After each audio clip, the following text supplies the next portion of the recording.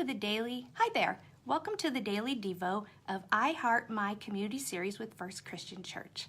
My name is Tracy Burgess, and I am an administrative assistant in the church office.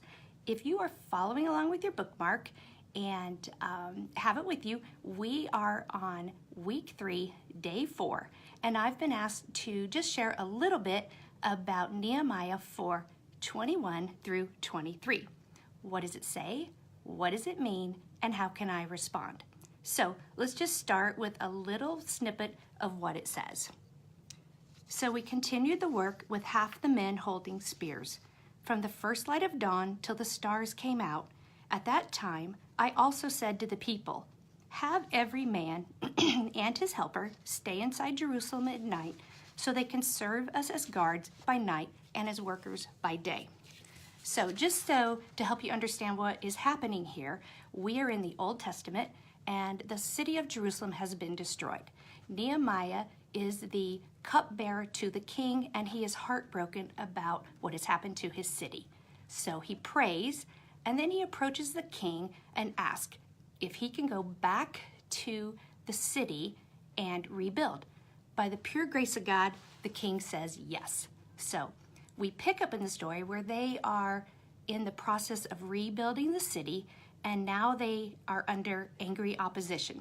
They're being ridiculed, they're being mocked, they are afraid their good works are going to be destroyed, and they even have the fear that they could be killed. So what does Nehemiah do? Well, first, he begins with prayer. Then he reminds them, remember the Lord. He's fighting for us, which is super cool. So after that, he develops a plan to be watchful of the enemy, and he puts together a team. So how can I apply this to today from what we learned from Nehemiah? First, Nehemiah prayed. He then developed a plan, and he put together a team. He wasn't just winging it in Jerusalem, trying to rebuild the city and face the opposition. He had a plan. He had families standing by the door. He had guards with spears. Some were assigned to stay guard while others rested. Because as Christ followers, we know that we are not insulated from bad things happening. We know there's opposition. We are not guaranteed smooth sailing. So there will always be opposition when the mission of God is trying to move forward. Also, you will notice that Nehemiah did not head off to Jerusalem to rebuild this city single-handedly. He had a team. God did not design us to do this life alone. He created us for community. Every person has a role in the kingdom of God. It doesn't matter your social status, your profession, your gifts, your abilities. We are created to be in community, so when times get tough, that's when we lean into our community and face it together.